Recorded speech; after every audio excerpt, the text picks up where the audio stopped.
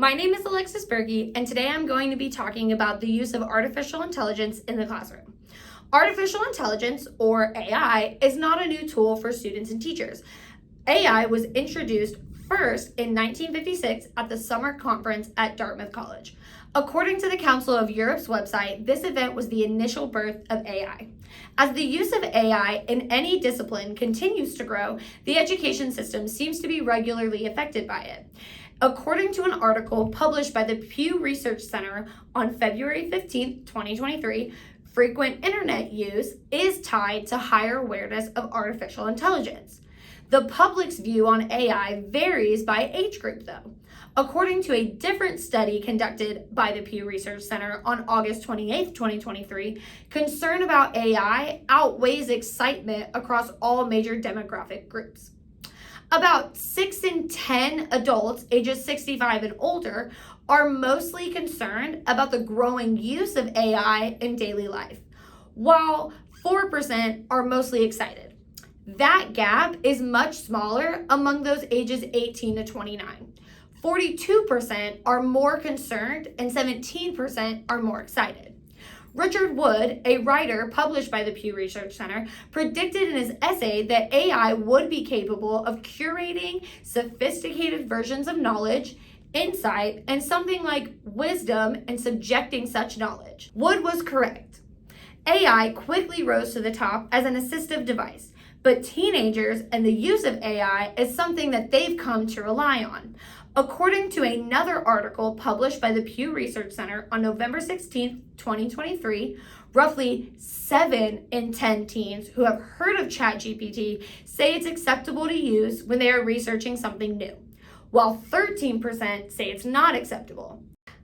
Teens who are more aware of AI resources are more likely to use them. According to the same article published by the Pew Research Center on November 16th, roughly a third of teens who have heard a lot about ChatGPT have used it for schoolwork, far higher than the 10% among those who have heard little about it.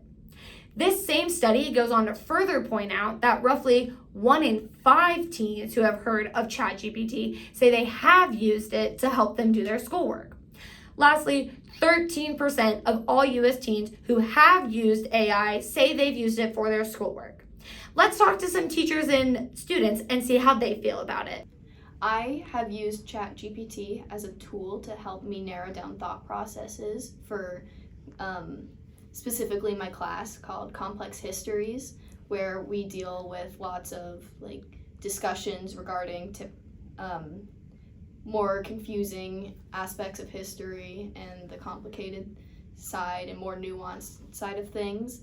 And as I prepare for the discussions, I will use ChatGPT to figure out exactly what I need to do. I use ChatGPT a lot of times to help me with my government assignments because senioritis is very hard. So a lot of times I'll just copy the question into ChatGPT and use it to help me answer the question. We try to set them up for all the tools of success, and ChatGPT and other AI are another tool that is now getting added in.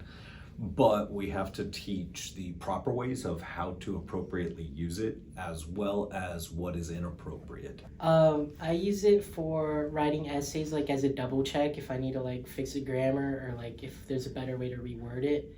And yeah, I really just like using it as a double check. Using it as a scaffold to completing a project, I think, is more appropriate than asking it what the expectation is.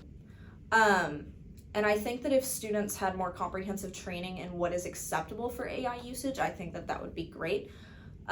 Like I said, it can be good for brainstorming, for generating ideas, for outlines. It's also really good for language learning because it's trained on so much material. So if I had an EB student, an emergent bilingual, I think that using ChatGPT to translate, say, Macbeth into Urdu would be perfectly fine as long as it could accurately do so, which I'm no judge of because I cannot speak Urdu. But I think that something like that would be useful. The problem is a lot of students hear ChatGPT and then they just think, oh, let me put a prompt in, spit out a paper, and turn that paper in. But they use AI all the time with Grammarly. I wish that some of the other teachers were more open-minded towards it because, again, there are ways to use it other than cheating. and it can really be a great tool that can benefit students.